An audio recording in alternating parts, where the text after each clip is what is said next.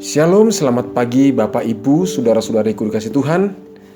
Kita bersyukur atas kebaikan dan rahmat Tuhan bagi kita semuanya. Hari ini tanggal 5 Januari tahun 2022, kita masih diberi kesempatan untuk menikmati segala yang baik dari Tuhan, dan diberikan juga kesempatan untuk merenungkan firman Tuhan dan berdoa bersama-sama. Saudara-saudariku, jika pagi hari ini saudara sedang berada dalam pergumulan yang tidak mudah atau situasi yang tidak gampang, saya mau sampaikan kepada kita, hari ini ada berita baik bagi setiap kita. Dan berita baik tersebut adalah firman Tuhan yang akan saya bacakan dari 1 Raja-Raja pasal yang ke-17 ayat yang ke-7 sampai dengan ayat yang ke-16. Saudara-saudariku, firman Tuhan yang dituliskan dalam ayat tersebut, kisahnya adalah tentang Elia dan janda Sarfat. Dituliskan dalam ayat-ayat yang ada, sungai Kerit sudah kering, di mana Elia ada di tempat tersebut selama beberapa waktu sebelumnya. Dan karena sungai Kerit sudah kering, Tuhan menyuruh Elia pergi ke Sarfat. Dan Tuhan berkata kepada Elia bahwa di Sarfat Tuhan telah menyediakan atau menyuruh seorang janda untuk memberi makan Elia. Nah, saudara, kisah selanjutnya dikatakan Elia pergi ke Sarfat dan ia temukan seorang janda yang dimaksudkan oleh Tuhan. Ternyata janda itu adalah seorang ibu yang mempunyai satu orang anak. Dan janda itu adalah janda miskin. Saudara, jangan terkejut. Karena waktu saya baca ayat ini juga saya sedikit terkejut. Karena yang mana Allah menyuruh Elia pergi ke Sarfat, ternyata menemui janda miskin, bukan janda kaya, saudara. Dan yang terjadi adalah bahwa wanita atau janda miskin tersebut dikatakan hanya punya segenggam tepung dalam tempayan. Segenggam tepung dalam tempayan, saya ulang lagi, dan sedikit minyak dalam buli-buli. Dan yang lebih fatal lagi, dalam ayat 12 dituliskan bahwa perempuan itu berkata, setelah kami memakannya, mengolahnya, yaitu segenggam tepung dan juga sedikit minyak tersebut, dikatakan kami akan mati. Artinya wanita ini miskin, punya seorang anak, dia hanya punya segenggam tepung dan juga hanya punya sedikit minyak. Nah, ini yang paling fatal.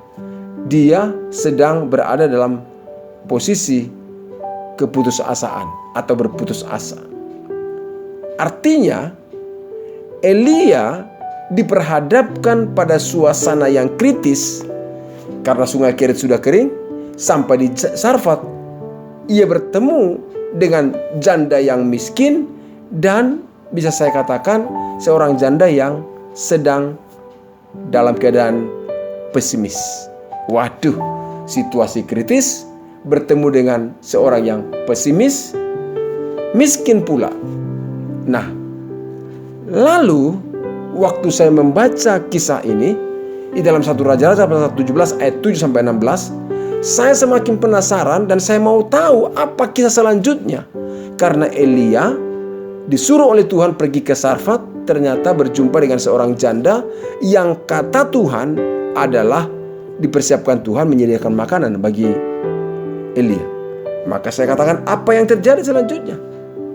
Dan ternyata janda miskin dan pesimis itu mengolah tepung dan minyak itu menjadi roti bagi Elia, bagi dirinya, dan bagi anaknya. Ya, diolah roti itu.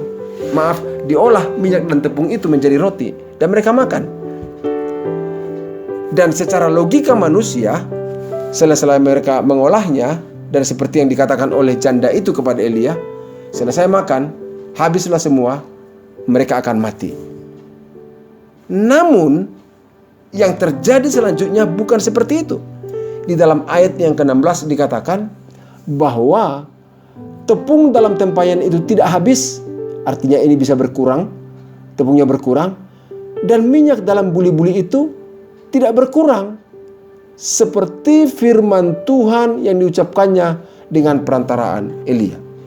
Artinya Bapak Ibu dikasih Tuhan, janda miskin ini mengolah tepung dan minyak itu menjadi roti. Mereka makan.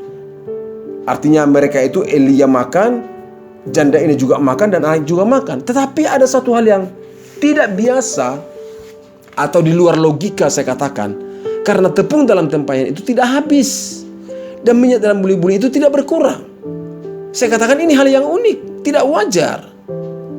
Kenapa saya katakan unik dan tidak wajar? Dipakai tidak habis. Ya tepung itu kan dipakai tidak habis. Minyak dipergunakan tidak berkurang. Kok bisa ya? Ini suatu hal yang tidak masuk akal kalau menurut akal manusia. Dan waktu saya melihat seperti itu, saya tidak mau bertanya panjang lebar dan saya mau mereka-rekanya mengapa dan bagaimana. Tetapi langsung saya menarik sebuah pelajaran yang perlu kita pelajari bersama-sama Bapak Ibu kasih Tuhan. Karena itu sudah fakta, ini realita, ini bukan suatu kisah cerita buatan atau hanya sebuah cerita perumpamaan. Tidak, ini fakta, betul terjadi. Tepung dalam tempayan itu tidak habis, padahal sudah diolah menjadi roti. Minyak dalam buli-buli juga tidak berkurang, ini fakta. Maka kalau saya mau katakan ini di luar logika, berarti saya juga gak bisa membahasnya secara logika. Maka saya katakan yang perlu kita lihat di sini adalah pelajaran dan renungannya bagi kita apa. Nah, itulah yang mau saya sampaikan kepada Bapak Ibu. Maka saya katakan dari awal, kalau Bapak Ibu sedang berada dalam pergumulan, kesulitan, kita perlu merenungkan dan perlu mempelajari dan perlu melihat apa yang sedang terjadi ini. Karena saya katakan bahwa Elia dalam keadaan yang suasana yang kritis dan bertemu dengan seorang wanita yang miskin dan pesimis. Tapi inilah pelajaran yang mau saya sampaikan kepada kita. Yang pertama, setiap orang dapat dipakai oleh Tuhan terlibat dalam rencananya. Saya katakan sekali lagi, setiap orang dapat dipakai oleh Tuhan terlibat dalam rencananya. Apakah rencana Tuhan? Rencana Tuhan adalah untuk memberkati, melindungi Elia. Tapi yang dipakai adalah janda miskin, janda yang pesimis seperti itu. Namun Bapak Ibu kasih Tuhan, hal ini menjelaskan bahwa setiap orang dapat dipakai oleh Tuhan terlibat dalam rencananya. Asalkan, asalkan orang itu mau dipakai oleh Tuhan. Mau yang miskin, atau yang kaya, atau yang pintar, atau kurang pintar, orang yang sederhana, atau orang yang tidak sederhana, berpendidikan tinggi, ataupun rendah, Tuhan bisa pakai. Buktinya janda Sarfat ini. Asal mau saja, Tuhan bisa pakai. Mungkin secara logika manusia juga, kita berpikir, bagaimana mungkin janda ini bisa terlibat dalam rencana yang besar, rencana yang penting, yaitu supaya memberikan kehidupan bagi Elia. Iya, rasanya nggak mungkin, karena dia nggak punya apa-apa. Tapi karena dia mau, dia bisa dipakai oleh Tuhan. Maka dia waktu dikasih tahu oleh Elia, buat roti buat saya dulu, baru buat kamu dan buat anak-anakmu. Dia lakukan semua itu. Dan Tuhan memakai kehidupan janda ini, janda yang miskin, janda yang tidak punya apa-apa ini, janda yang pesimis ini, dipakai Tuhan juga. Karena dia mau dipakai oleh Tuhan. Dan saudaraku, ini merupakan hal yang penting. Tapi pelajaran yang kedua yang bisa kita lihat adalah, yaitu tentang kemampuan Tuhan untuk memakai setiap orang. Tapi yang kedua adalah, kemanapun Tuhan menyuruh kita, di sana telah tersedia berkatnya bagi kita. Itu penting. Elia disuruh Tuhan ke Sungai Kerit, berkat ada di sana. Elia disuruh Tuhan pergi ke janda Sarfat, berkat juga ada di sana. Artinya, kemanapun Tuhan menyuruh kita, di sana telah tersedia berkatnya bagi kita. Nah, ini sangat penting. Ada kalanya orang kalau disuruh oleh Tuhan pelayanan ke satu kota atau suatu tempat tertentu, dia menolak. Kenapa? Karena merasa dan menimbang-nimbang, nanti kalau saya sampai di sana, bagaimana kehidupan saya, bagaimana untuk makan saya, dan banyak pertimbangan. Tetapi saya beritahu, kemanapun Tuhan menyuruh kita, di sana telah tersedia berkat-Nya bagi kita. Dan saya sangat yakin, tidak ada yang diistilahkan tempat kering, kalau itu menjadi tempat yang ditentukan oleh Tuhan bagi kita. Tapi dimanapun kita berada, Tuhan sanggup menyediakan berkat-Nya bagi orang-orang yang taat kepada Dia. Kenapa?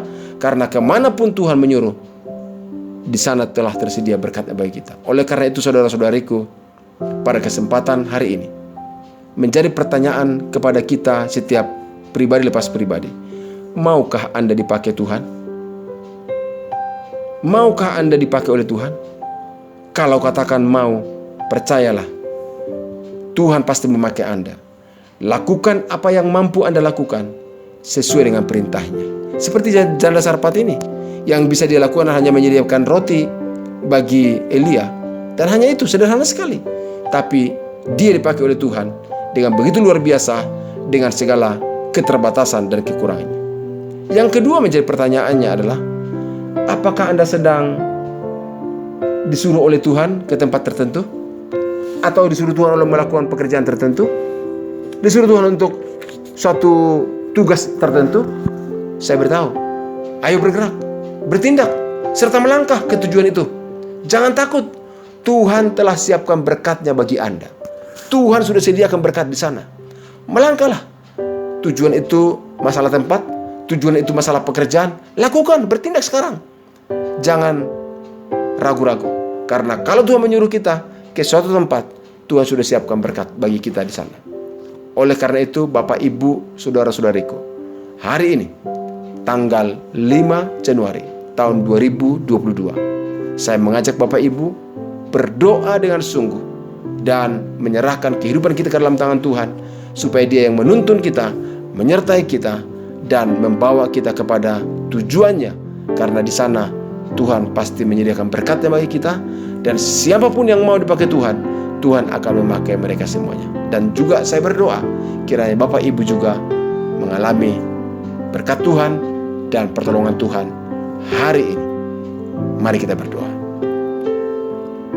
Bapa yang kami sembah dalam nama Yesus, pada kesempatan pagi hari ini, kami berdoa, kiranya Tuhan, Engkau memakai setiap kami untuk terlibat dalam rencana-Mu. Engkau memakai setiap saudara-saudariku yang mendengarkan renungan ini untuk bersedia terlibat dalam rencana-Mu. Apapun yang Kau rencanakan, biarlah setiap kami juga tetap membuka diri dan bersedia untuk terlibat dan Engkau pakai. Pagi hari ini Tuhan, hamba juga berdoa agar setiap saudara-saudariku yang mendengarkan renungan ini tidak terlalu cemas, tidak terlalu banyak pertimbangan, tapi terus melangkah sesuai dengan tujuan Tuhan. Kemanapun Tuhan mau bawa, kemanapun Tuhan mau kehendaki, kami tidak ragu-ragu, tapi kami melangkah dengan pasti. Karena kami tahu, kemanapun Tuhan menyuruh kami, di sana berkat Tuhan telah tersedia bagi kami, yang terbaik bagi kehidupan kami. Itulah sebabnya ya Tuhan, sekali lagi kami serahkan kehidupan kami untuk tujuan dan kehendak-Mu. Dan kami memohon pertolongan Tuhan, kami memohon perlindungan Tuhan, supaya kami melangkah dengan pasti, dengan iman yang teguh yang dari Tuhan, sehingga kemanapun kami pergi, keberhasilan dan kemuliaan Tuhan dinyatakan.